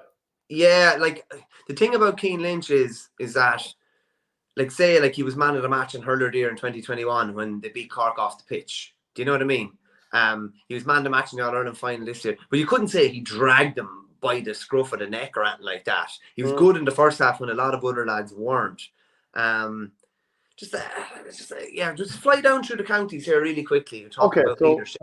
Waterford, hard to say after the season they just had. Very difficult. We're looking for easy way outs here to dismiss swathes of people dismissively. But we might just say, look, Waterford haven't done enough in the last year. I don't think Tipperary have done enough in the last couple of years, really. I mean, look, I'd like to pump them here, but it's tough for me to. Shane, I'm going to change. I'm going to go again. TJ Reid is the greatest leader in the history of the game, I would say. And I think we should put him in as leader. I think we should put Aaron Glen in for aerial ability. There you go. It goes against a lot of what I said previously. But like... Okay, right. Look, I think he's absolutely brilliant. But 1 point from playing his last 4 All-Irelands. Yeah, okay. I'd love to see how many frees or high balls he won or within those games. But if you're talking about an ultimate hurler show, haven't we a heap of free takers to choose from? No, how many frees he won, I said. Oh, yeah. Oh, yeah. Sorry, apologies. Yeah, and how many high balls. And to me, I said it before and I'll say it again, the best performance I've probably seen at county level was his performance in defeat against Galway in that qualifier game in Nolan Park in 19. Yeah. That's probably what I do, to be honest. Yeah, Joe Butler says leadership is not all about scoring. Okay, we'll just quickly, I think you've made a compelling argument, I have to say. Owen Cody, a dark horse for leader. Maybe not now, but definitely in a couple of years. Yeah, and to be honest, if we haven't mentioned him in a couple of categories, we certainly would have intended to. He's certainly in them. Okay, so just back to leader again. Limerick, again, we found an easy out in the sense that they've kind of done it without everyone. And I'd say, so what, Dan Morrissey is worth mentioning there. So is Tom Morrissey. Nicky Quaid is worth mentioning because there's a fair chance that things get a little bit ropey in that team without him there. Big time, and he also had the leadership to even go. The smartness and cuteness to go down and kill things for a couple of seconds too, or a minute or so when things were under pressure, and all of a sudden then things were brilliant when the game restarted again. Smart lead, that's a leader. That's knowing what needs to be done to get over the line at a given time. They've managed to do it without Hannon. They've managed to do it without Lynch. They've managed to do it without most players at different times. Just we could put Nicky Quaid in this conversation. Anyone from Clare? I would have O'Donnell high up, and I'd have O'Donnell probably highest of all the Clare lads, I'd say. Yeah, John Conlon. Has there ever been a greater show of leadership than Tony Kelly's sideline ball in the Munster final last year? Yeah, that's up there. John Conlon as well. Yeah, John Conlon's right up there, definitely. So they have a few worth mentioning. Anyone in Cork, you're going to dismiss this straight away. Pick out the leader. I'd say Harnady's a good leader when things aren't going well. And Horgan. I think Kieran Joyce has the potential to be a leader for a decade or more. Okay, then I'll quickly run through Leinster, and you stop me if you like. Antrim, and look, some of these teams are now relegated. Westmeath are now relegated. Wexford, Dublin. I think Tommy Doyle's an outstanding leader for Westmeath now, I would have to say. And a strong man. Kilkenny, Galway. You'd probably say with Galway, maybe it was an absence of lead. Like there was no one that stood up and took the game to Limerick when it was there to be done in the second half when the wheels were falling off. Am I wrong in saying that? Yeah. So you've made a compelling, so Nicky Quaid or that rejigging where we put Aaron Glen in as the number one in the air and TJ as the number one leader. Yeah, see, I think there are a lot of parts to Nicky Quaid's game that are brilliant. Leadership is high up there, but I wouldn't say, again, his strike is probably one of the highest, but again, that's predominantly off the left. His brain would probably be high up there too. He's a brilliant leader, but that wouldn't be the thing that jumps out the most, if you get me. Okay, do you know what? I think you've made a very compelling argument, so I'm going to go with it. We'll bring it up on screen here. So number one is aerial ability there in the top corner. We've got Aaron Glen, wrist Patrick Horgan, strike from play Jason Ford, speed Shane Kingston, brain Noel McGrath, Lee Chin has the strength, Dermot Burns to place ball, leadership TJ Reid, endurance Kyle Hayes. There's no fair animal we've created. That's a fair animal now. That sure is. Folks, let us know, is that the ultimate hurler? Can we do better than that? I'm not sure that we can. There's going to be lads not happy that that Tony Kelly didn't feature in any of them, but he featured closely in many, and that's why he's so good. Do you know what I mean? But maybe they always said it about say someone like John Higgins in the snooker, he probably wouldn't come top of any category, but he'd be in the top 3 or 4 in every category. And that's why he's so good. And that's why he has 4 world titles or whatever. Whereas Ronnie would come, and I only watched his documentary. I finished it last night. Oh my God. Start that yet as a class. Shano. The finale of it is as good as the finale of don't say too much. I shed a tear. You know the finale. It's in the World Championship. But I shed a tear at the end of it, I won't lie. Right, okay. Well, you'd be an emotional sort, especially now that you're a pappy. For sports, I'm very emotional when it comes to sport. I have to say that, just like me saying that I have to, after a really exciting game, I just drive away somewhere up the road for an hour and try and let the nerves cool down before I start writing. Okay, so look, we've got a comment from Ian McMahon. How can Tony Kelly not be on the list? Tell us who you're dropping out from what area and where you're putting Tony Kelly in. TK striking from playing the run is surely as good as it gets. Tough cornerback says. Opinions on Adam Brennan's performance in the Freshers 1 football final. I'll be honest, I didn't quite catch that, but please let us know. That's Sean O'Brien, Senan O'Brien 280. Let us know how he played and what he did so well. How much silverware have Clare won in the last few years? Hence why TK doesn't get in here, says Richard Hogan. So Richard is going in 2-footed. Then again, how much have Cork won in the last few years? how much have Wexford won? I know they've got that provincial title, but you could say that about a few teams. Ford out for TK, says tough corner back. But we would just say that Jason Ford, facing any direction, whether he's running forward, backwards, leaning left, right, whatever, he can put it over with either side, no matter what's going on. Yeah, like Jason Ford could put the ball over from 120 yards on standing on his left-hand side. Tony Kelly, like, with due respect, and we think he's class, he couldn't do that on his right-hand side, and that's that. Like, well, I don't think he could anyway. Yeah, SSRI says, and look, we're not disrespecting any player. If you're even mentioned at all, you're obviously an unbelievable player. Hardly any Wexford players in the discussion for any position, shows where they're at the moment. I'm waiting for Adrian McGrath's response. Obviously, he'd be a huge claim. No, this is about Crack of the Ash says, did they not win one of the co-op superstore leagues? This is about Clare, Janie Mac. He's not half showing his Limerick colours anyway. Yeah, Traumspieler says Ballier have won 4 counties and a Munster club, a league in 2016 and an All-Ireland, a serious haul. Very, very, very good point for sure. Ford sidelines are ridiculous too, as are Kelly's, but I suppose Kelly did it, in just like such a clutch moment that can't be ignored. We're going to do a club football power rankings because we've been threatening to do this for a while. I'll bring it up on the screen here. There's only 6 teams. You might read out the 6 teams, and we'll tuck into that pretty quickly. Yeah, there's obviously only 6 left, so there's a small bit of predicting here. So the 6 teams that are left are St. Bridget's, they're Connacht champions, Kilmacud Crokes, Leinster champions, Dingle and Castlehaven, they're playing the Munster final at the weekend, and you have the Glen and Scotstown, they're playing the Ulster final at the weekend. So will I just put in Kilmacud Crokes number 1? I think you have to, because just throwing it, good man.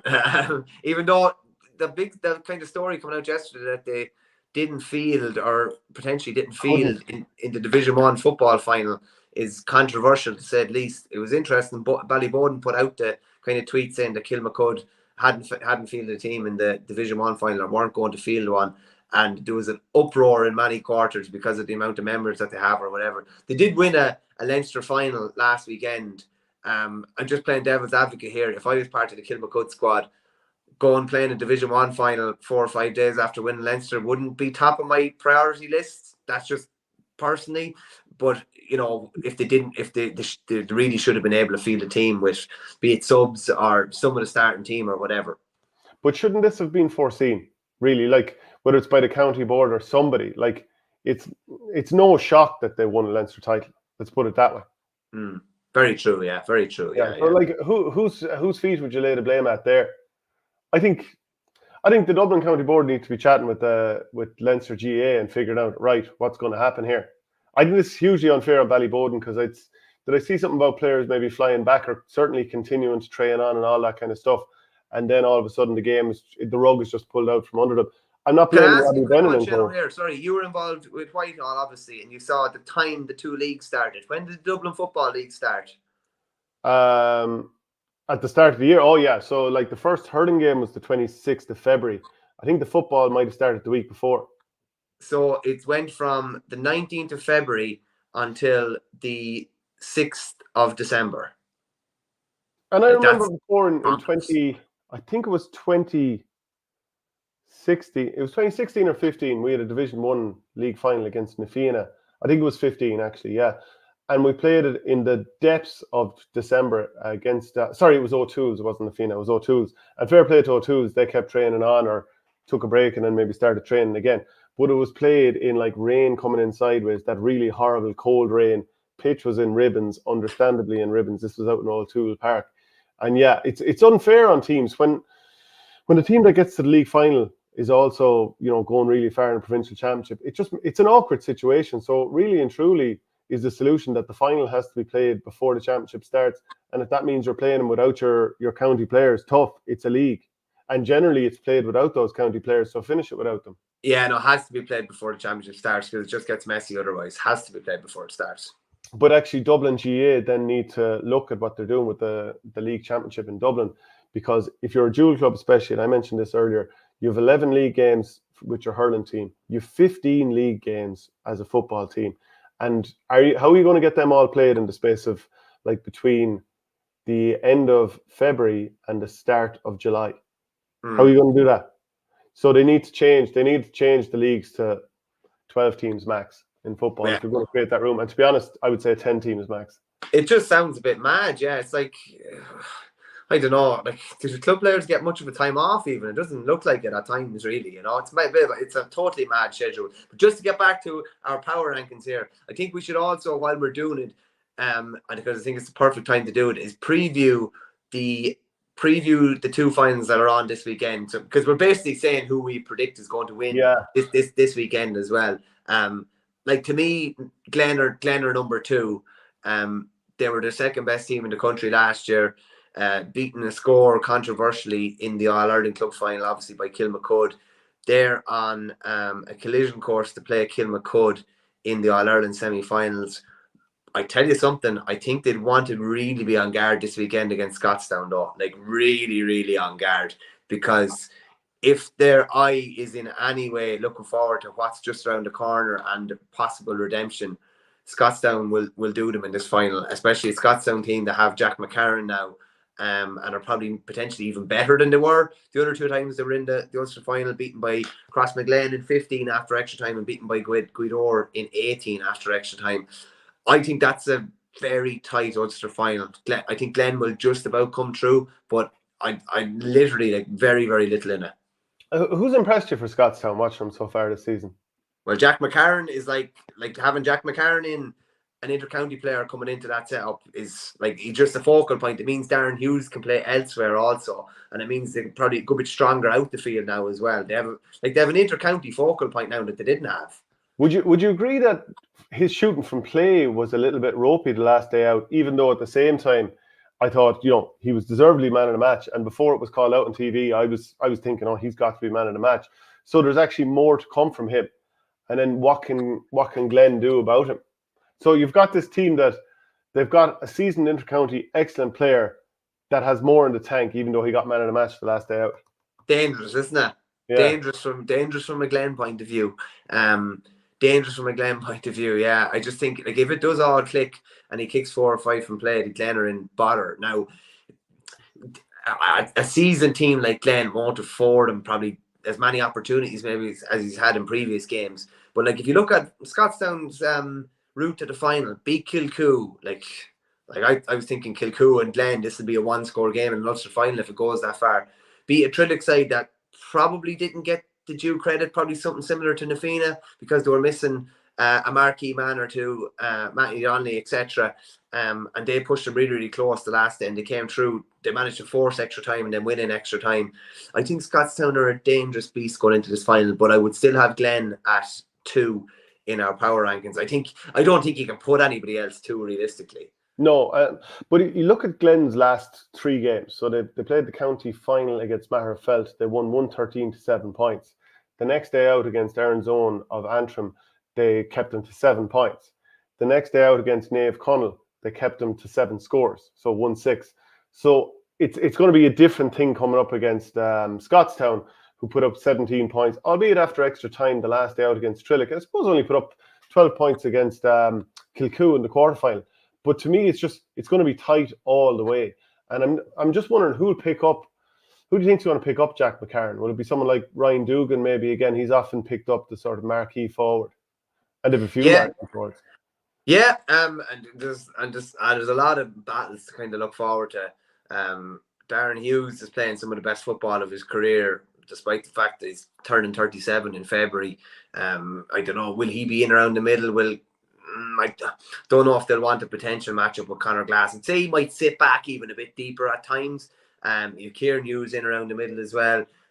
Like, they're going to try and create space for McCarron inside. If that space isn't on, they're going to hope that get the likes of Kieran Hughes onto the ball, kick maybe some long range points. They have Shane Carey, who's probably maybe a better ball carrier than a kicker, shall we say? So they can kind of they can hurt you a couple of ways.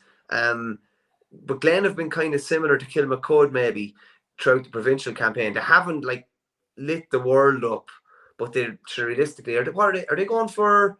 No, it's a 2 in a row provincial they're going for, right? Is it? Yeah. 2 in a row. Yeah. Beaten by Kilcoo first time around. Like, they're getting to be a seasoned team at this outfit, this kind of stage as well. And obviously Scotstown have Rory Beggan thrown into the mix too.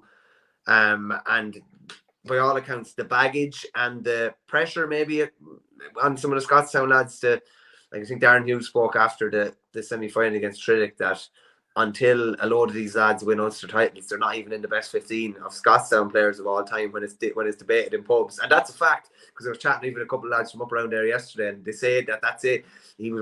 I was chatting to Jason Turley yesterday. He played with Mana, and even up until a couple of years ago, and he just said, I used to work in Mchael's in Scotstown, and the longer the night went on, the more the debate started, and it was only like Kieran Hughes and Darren Hughes that would be in the best 15. It would just be, at the end of the day, grand, brilliant career, no Ulster club medal. Whereas you go back through all the lads from the 3 in a row and in the 89 team, they all have Ulster medals, and that's the bit of stock in the bank. And well, listen, we know it would probably be the best moment of Darren Hughes' career, Kieran Hughes and Rory Beggan and co. And Conor McCarthy, like Jesus Christ, when you go down through the talent that's on show across the two teams, it's outstanding. You're looking at probably 4 or 5 of the best lads that Monaghan have at county level, and 4 or 5 of the best lads that Derry have at county level. Yeah, I'm thinking Darren Hughes against Conor Glass. I'm wondering who's going to pick up Conor McCarthy. And I can't help but, when I think of Scotstown going late into an All-Ireland Championship or Club Championship, whatever way you want to look at it, I can't help but reflect on an interview that I did with Billy Morgan, former Cork goalkeeper, back in 2018. And he goes, in a 1979 All-Ireland Club final against Scotstown, it was so cold that myself and Frank Hogan had a bottle of brandy and we took a sip each before we went out. I don't know if Danny Allen even drank at the time, but he said, give me a sup of that. We came in and had a sup at half time too. There were times in that game that I could hardly see the other goals because of the blizzard, but we won that and won comfortably in the end. That was 2-9 to 1-3. So that was, I always found that to be a really interesting thing. I would be looking, if we're to reflect back to the power rankings that we're doing here, I've kind of gone out on a limb here, and I've kind of said that I think that Glen are going to beat this game, which puts Scotstown down at number 5 for me. I also think Dingle are going to beat Castlehaven, and by dint of not having to play a provincial final anymore because they're already champions, I put St. Bridget's of Roscommon in at number 3. Yeah, no issue with Bridget's at 3. Dingle, Castlehaven's a tough game to call. It's a really tough game to call.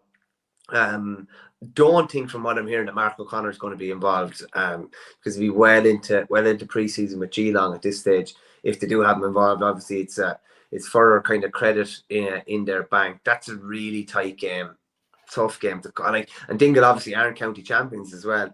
Didn't appear in the county final. Kearns O'Reilly weren't last year either, though. Yeah, they had a good win against Clonmel the last time. Probably expected a bit more from Clonmel. The Haven beat Rathgarnock the last day. Yeah, I'm okay with that. It's funny, because if Scotstown win the Ulster at the weekend, they're still going to find it difficult against Crokes. Yeah, I'm actually okay with where we are there. Yeah, I would say that Munster is the weakest of the 4 provinces. Definitely, and you're kind of predicting that Scotstown will be out after the weekend. So I think this kind of logically makes sense. Yeah, and I just even looking at the betting when it's so difficult to kind of separate between Dingle and Castlehaven, it's 10-11, 6-5. Dingle are 1 point handicap favourites at the moment. So yeah, look, we're both happy enough to go with that. Let us know if we're right or wrong, or what you think in between all of that. Are there any other little bits to touch on Dingle Castlehaven? I mean, it's a Gainey fest on one side, it's a hurley fest on the other side. Yeah, it's mad, isn't it? Sure. I think there was one of the games Dingle played where there were 6 Gainies in the forward line. Basically, it was it's mad, it's crazy, really. But that isn't the epitome of what club is really.